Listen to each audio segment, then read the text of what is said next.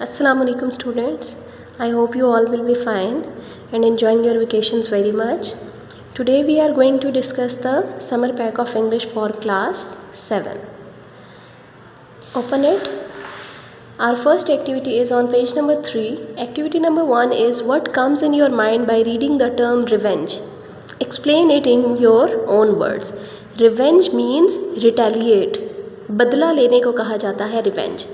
Revenge को जब आप इस वर्ड को देखते हो बदला लेने को, तो आपके जहन में क्या आता है? गुस्सा, लड़ाई, झगड़ा, ठीक है, ऐसी वाली चीज़ें जो है आपके जहन में आती है ना. आपने क्या करना है, इसके बारे में जो है वो लिखना है. पहले आपने बताना है रिवेंज बेसिकली होता क्या है, फिर उसकी फर्दर जो है आपने बताना है कि उससे क्या क्या जो है वो नताइज का सामना करना पड़ता है. ठीक है. First is revenge means the action of hurting or harming someone in return for any injury. Revenge, driven by anger and a desire for justice, has captivated humanity for ages. ठीक है, मतलब क्यों जो है वो बदला लिया जाता है? जब आपको कोई नुकसान पहुंचाता है या आपको कोई हर्ट करता है, तो उसके बदले में आप जो है अपने आप को तसल्ली देने के लिए क्या करते हैं? लाजमी बदला लेते हैं. ठीक है. अब इससे क्या क्या हो सकता है? साइकिल ऑफ वायलेंस, मतलब एक तशद्दुद का जो साइकिल है वो मुसलसल चलता ही रहता है. आप करेंगे बदला लेने के लिए उस पर तशद्दुद, तो वो वापस उसके बदले में जो है अपना बदला लेने के लिए जो है वो वापस आप पे तशद्दुद करता चले जाएगा. तो ये क्या है? एक साइकिल चलता चला जाएगा. ठीक है. इससे रिलेटेड आपने क्या करना है, इस हेडिंग के अंदर फर्दर इसको डिस्क्राइब करना है. और इससे क्या होगा? हमारे माशरे का, हमारे घर का, हमारे फैमिली का सुकून जो है वो तबाह हो जाएगा. ठीक है. पीस एंड हार्मनी जो है वो हमारे कंट्री में और हमारे सिटी में जो है नहीं रहेगी. Second is moral and ethical concerns. ठीक है. अखलाकी तौर पे भी ये जो है वो बहुत बुरा है. ठीक है. हमारे जो मतलब मॉरल वैल्यूज़ में नहीं इंक्लूडेड कि रिवेंज लिया जाए. आपको भी पता है कि इस्लाम में क्या कहा जाता है? अल्लाह ताला की ज़ात जो है वो क्या है? बहुत रहमान है, माफ़ करने वाली है. तो जब अल्लाह ताला माफ़ करने वाला है, तो हम इंसानों को भी चाहिए कि हम जो है वो माफ़ कर दें, बदला ना लें. ठीक है. Third heading is psychological and emotional consequences, मतलब जहनी और नफ्सियाती तौर पे जो है वो बहुत सारे नताइज का सामना करना पड़ता है जब बदला लिया जाता है. उसके बाद क्या होता है? तशद्दुद होता है, नुकसानात होते हैं बहुत ज़्यादा लोगों के. तो उससे एक डिप्रेशन और एक टेंशन जो है वो हर टाइम क्रिएट होती रहती है. ठीक है. Now come to next page number 4.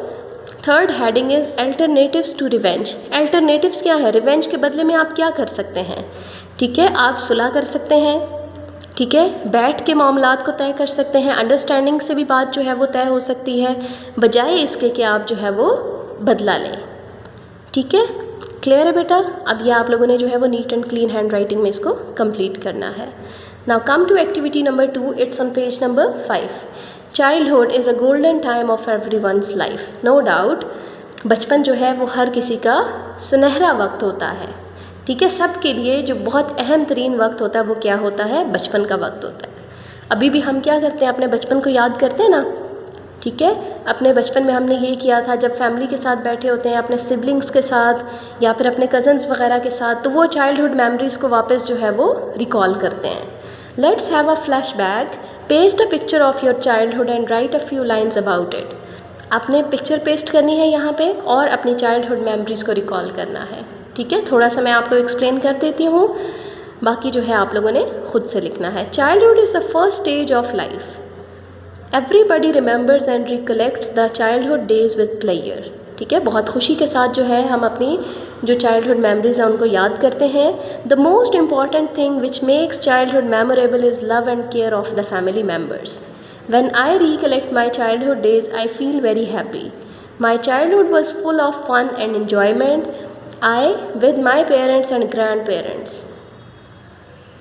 I spent my childhood in my native village with my parents and grandparents. Sorry, I skipped a line. I was born in a middle class family. My grandmother loved me very much. My father taught me to speak the truth without fear. When I was 5 years old, I was sent to school where I make a lot of friends. Some of those friends are still in contact with me. We sometimes share a lot of childhood memories when we call each other. ठीक है, उसके बाद बेटा यहाँ पे आपने अलग से सेकंड पिक्चर पेस्ट करनी है। ठीक है, आप कोई भी पिक्चर, कोई भी यादगारी तस्वीर आप यहाँ पे पेस्ट कर सकते हैं अपनी, और उसके बारे में आपने जो है वो लिखना है। यहाँ पे एक एग्जाम्पल मैंने आपके लिए सॉल्व की है। ठीक है, मरी का विज़िट जो है वो मैंने लिखा है। आप यहाँ पे कोई भी पिक्चर पेस्ट करके उससे रिलेटेड आप जहाँ गए थे वो लिखिएगा। ठीक है, इसी तरह से पेज नंबर 7 पे भी आपने अलग से पिक्चर पेस्ट करनी है और उसके बारे में एक्सप्लेन करना है। ठीक है, और उसके बाद पेज नंबर 8 पे आके आपने इस चाइल्डहुड ऐसे को एंड करना है। ठीक है, now come to activity number 3, it's on page number 9। What was the most exciting event of your vacation in the month of June? Explain why it was exciting for you. जून के month में आपका कोई visit या कोई भी event, कोई त्यौहार जो बहुत अहम हो, आपने उसके बारे में लिखना है। ठीक है, इसमें आप ईद सेलिब्रेशंस भी लिख सकते हैं, आप इसमें जो है बर्थडे सेलिब्रेशन, किसी वेडिंग सेरेमनी के बारे में लिख सकते हैं, या कहीं का विजिट है तो वो भी आप लिख सकते हैं। ठीक है, in the month of June I went to museum with my family. I was very excited. We went to the museum of Lahore. The Lahore Museum is a significant place where work of art and other objects of historical value are preserved in a grand style. It is an old building with a high ceiling. There were neatly arranged glass cases which displays the ancient swords, daggers, garments, ornaments, coins, bows and arrows. The items on display had tags with brief descriptions. Paintings, pictures and clay models were exhibiting ancient craftsmanship. The huge statue of Queen Victoria laid in one room of the museum. There were old manuscripts of the Holy Quran in another room. The impressive display in the museum gave us a wealth of information and insight into our past. It was a rewarding visit indeed. ठीक है, इस तरह से museum, visit to a museum के बारे में मैंने लिखा हुआ है। आप लोगों ने इसमें जो अपना एक्सपीरियंस होगा आपने वो लिखना है। ठीक है, now come to activity number 4, page number 10। Activity number 4 is write a letter to your brother for congratulating him on his success. Pattern बेटा देखें, examination hall, city ABC, ABC capital लिखना है, 22 जून, 2023 और एंड पे फुल स्टॉप। एक line छोड़ने के बाद आपने लिखना है डियर ब्रदर, जिसको सैल्यूटेशन कहा जाता है। फिर लेटर बॉडी, उसमें जो मैसेज ऑफ द लेटर है, आप अपने ब्रदर को कॉन्ग्रेचुलेट करना चाह रहे हो जो कि एग्ज़ाम्स में पास हुआ है, तो आपने वो लिखना है। ठीक है, your letter brought the happy news of your excellent result in the final examination of class 9th। I am very happy to learn that you have stood first in your class and maintained your position. I am very fond of you, I am very proud of you, sorry. You have always been a hard-working student and I hope you will work even harder next year as the competition will be quite hard. Accept my heartiest congratulations on your success. Pay my compliments to your friends as well. Yours loving brother or sister, and पे comma आ जाएगा और last में आपने क्या लिखना है, capital letters में ही XYZ mention करना है। ठीक है, क्लियर है बेटा? Now come to activity number 5. It's on page number 11. Write a dialogue between a father and a son on any topic of your own choice. Dialogue यहाँ पे लिखा है फादर एंड सन के दरमियान about choice of a career. ठीक है, father and son both meet each other at breakfast table. ठीक है, नाश्ते के मेज़ पे उनकी मुलाकात होती है दोनों बाप बेटा की, और वो जो पेशा है उसके बारे में बात करते हैं। Father, good morning son, how are you? Remember students, इसमें जो पंचुएशन मार्क्स हैं उन पे काइंडली ध्यान दीजिएगा। हाउ आर यू के बाद जैसे क्वेश्चन मार्क है तो वो आ जाएगा। सन, गुड मॉर्निंग पापा, I am fine, full stop, what about you, question mark. ठीक है, इन पे ध्यान दीजिएगा और इनको लाजमी लिखना है। Father, I am also fine and I am glad to know that you have passed the examination with good grades. Now you have to decide which way you will proceed. ठीक है, मतलब वो कह रहे हैं कि मुझे बहुत खुशी हुई है कि तुम अच्छे ग्रेड से पास हुए हो और अब मैं ये जानना चाहता हूँ कि तुम आगे क्या सिलेक्ट करना चाहोगे।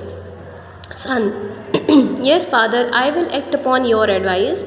Father, but I want to know your mind first. Son, I want to be a computer engineer. Father, yes, it is an excellent profession. Do not forget this profession. Do not forget this profession needs much hard work. Son, you are right. I think nothing is impossible if you study regularly. Father, I will fully support you. Son, you are so kind. Thank you. ठीक है बेटा, इस तरह आपने इस dialogue को जो है वो कंप्लीट करना। Activity number 6, it's on page number 12. Activity number 6 is visit a historical place with your parents, then collect historical information about it and write your own experience about that place. ठीक है, आपने किसी तारीख़ी मकाम की सैर करनी है अपने पेरेंट्स के साथ और उसके बारे में आपने यहाँ पे जो है वो ब्रीफ डिस्क्रिप्शन देनी है और उसी की आपने पिक्चर पेस्ट करनी है। यहाँ पे आप लोगों के लिए एग्जाम्पल के तौर पे मैंने एक सॉल्व किया है। A visit to a historical place is a happy experience. It gives us a chance to glimpse into the past. I planned a visit to the tomb of Jahangir with my family.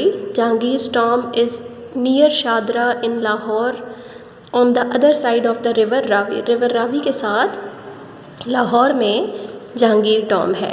4 tall minarets of the tomb gave an impressive view even from a distance. The ground of the building is surrounded by an area of about 2 acres. There is garden all around. I enjoyed a lot there and make many memories. ठीक है, इसके बारे में आपने लिखना है। आप लोगों ने बेटा क्या करना है, अपना एक्सपीरियंस शेयर करके उसके बारे में इसी तरह से डिटेल लिखनी है। Now come to activity number 7. Activity number 7 is about reading a comprehension. आपने इस कॉम्प्रीहेंशन पैराग्राफ को रीड करना है और नेक्स्ट पेज पे पेज नंबर 14 पे जो क्वेश्चंस दिए हुए उनके आंसर्स आपने सॉल्व करने हैं। First question is according to the text what is thunder.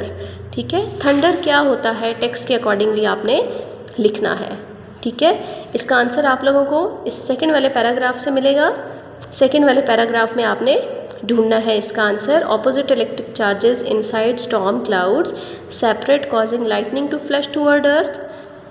यहाँ पे the sudden burst of heat is what causes the noise we know as thunder.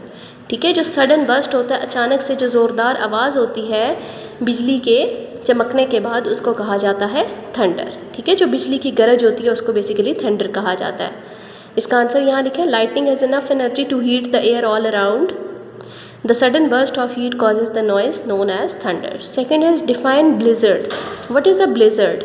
ठीक है, ब्लिजर्ड क्या होता है उसको आपने यहाँ से ढूंढना है और उसके बारे में लिखना है. A blizzard is a combination of strong winds and extremely low temperatures. ठीक है, third question is describe what condensation is. The process in which the water vapours are converted into droplets in the air is called a condensation. Last question है what 3 conditions should be present before a thunder storm. ठीक है, thunder storm से पहले कौन से 3 जो हैं वो कंडीशंस होते हैं, मौजूद होते हैं. इसका आंसर आपको बेटा फर्स्ट पैराग्राफ में से मिलेगा. The air has to be full of moisture, first condition है. Second is there must be either an intensely heated portion of earth surface sending warm air up quickly और an approaching cold front. और third है the warm air that is rising must be warm enough to stay warmer than the air it passes through as it rises. ठीक है, ये three conditions हैं, इनको आपने जो है वो यहाँ पे फिल करना है. ठीक है, now activity number 8 is add the correct punctuation marks to the end of these sentences and write whether the sentence is declarative, interrogative और एक्सक्लेमेटरी. डिक्लेरेटिव सेंटेंसेज होते हैं बेटा जिनमें कुछ डिक्लेयर किया जा रहा होता है. जो स्टेटमेंट सेंटेंसेज होते हैं वो बेसिकली डिक्लेरेटिव सेंटेंसेज कहलाते हैं और इनके एंड पे फुल स्टॉप यूज़ होता है. Second is interrogative sentences. Interrogative sentences सवालिया जुमलों को कहा जाता है और इनके एंड पे क्वेश्चन मार्क यूज़ होता है. Third is exclamatory. Exclamatory sentences होते हैं जिनमें सडन इमोशंस को एक्सप्रेस किया जाता है, फीलिंग्स को एक्सप्रेस किया जाता है और इसके एंड पे एक्सक्लेमेशन मार्क यूज़ होता है. ठीक है, first one is do you like chewing gum. Interrogative sentence है, इसके एंड पे आपने क्वेश्चन मार्क लगाना है. Rahman dropped his book. ठीक है, फुल स्टॉप लगाना है, ये डिक्लेरेटिव सेंटेंस है. इसी तरह से व्हाट अ ब्यूटीफुल डे. ठीक है, इमोशन को एक्सप्रेस किया जा रहा है, इसके एंड पे एक्सक्लेमेशन मार्क लगाना है और इसको एक्सक्लेमेटरी सेंटेंस मेंशन करना है. ठीक है, इसी तरह से rest of the sentences you have to fill by your own. Now come to activity number 9. Activity number 9 is make an advertisement of a chicken burger for a newspaper. ठीक है, सबसे पहले आपने उसका नाम रखना है hot and spicy burgers specially for burger lovers. और आपने बताना है कि कौन कौन से आप जो है वो फ्लेवर्स दे रहे हैं, कौन कौन से टेस्ट आप बर्गर्स में प्रोवाइड कर रहे हैं। We are providing you a number of tastes and flavours. First is shami kebab burger, egg and shami kebab burger, spicy chicken burger, vegetable burger and many more.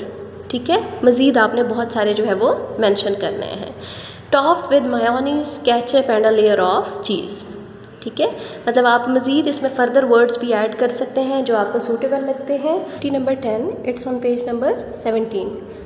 Suggested readers, उन्होंने यहाँ पे 2 stories दी हैं, एक है ग्रेट एक्सपेक्टेशंस और second है Gulliver's travel. ठीक है, आपने क्या करना है, इन दोनों में से किसी एक स्टोरी को रीड करना है और फिर कैरेक्टर स्केच लिखना है उसके मेन कैरेक्टर का। ठीक है, draw a character sketch of the main character of any one book. Gulliver's travel आपने बचपन से ही पढ़ी है। ठीक है, बचपन में ये स्टोरी आप लोगों ने पढ़ी भी होगी।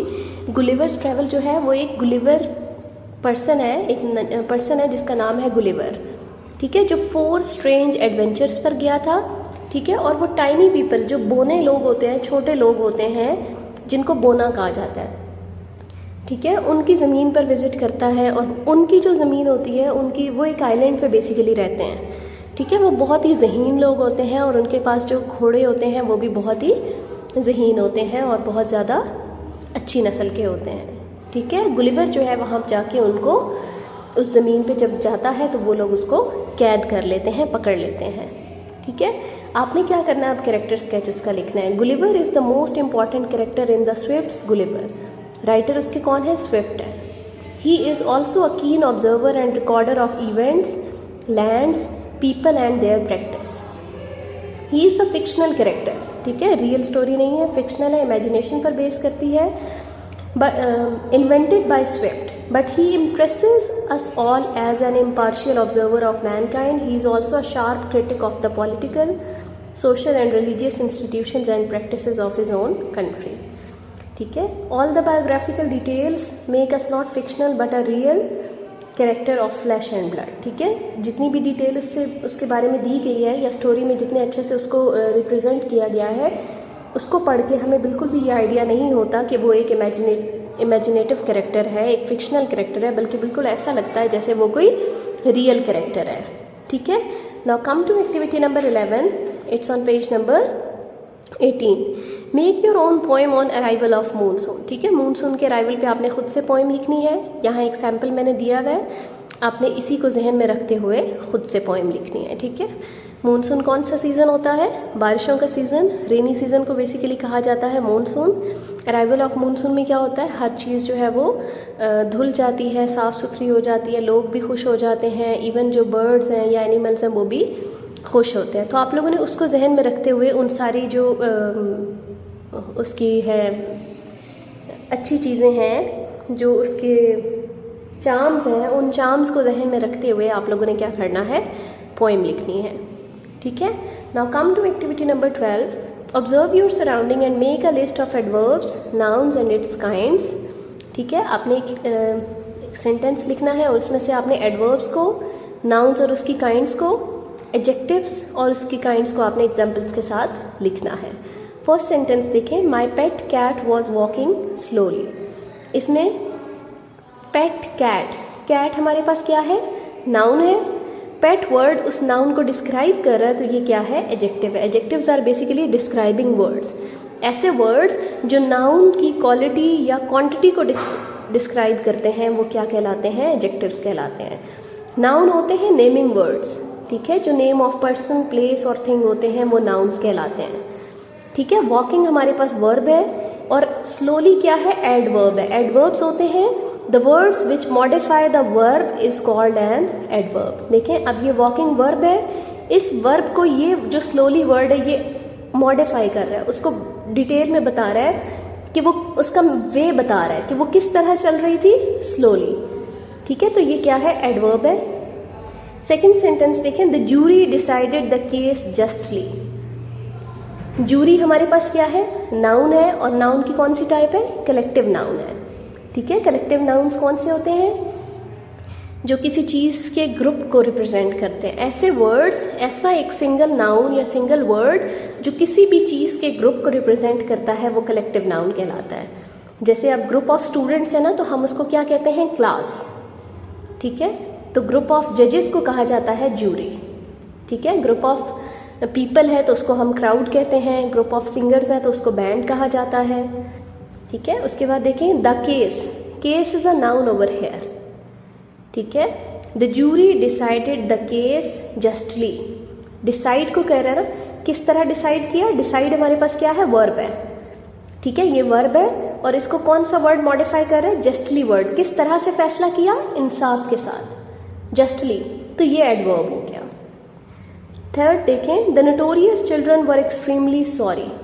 Notorious children, children is a noun और ये जो वर्ड है ये क्या कर रहा है, इसकी क्वालिटी को बता रहा है, तो ये क्या होगा, एडजेक्टिव होगा। ठीक है, इस नाउन को ये वर्ड डिस्क्राइब कर रहा है तो ये एडजेक्टिव कहलाएगा।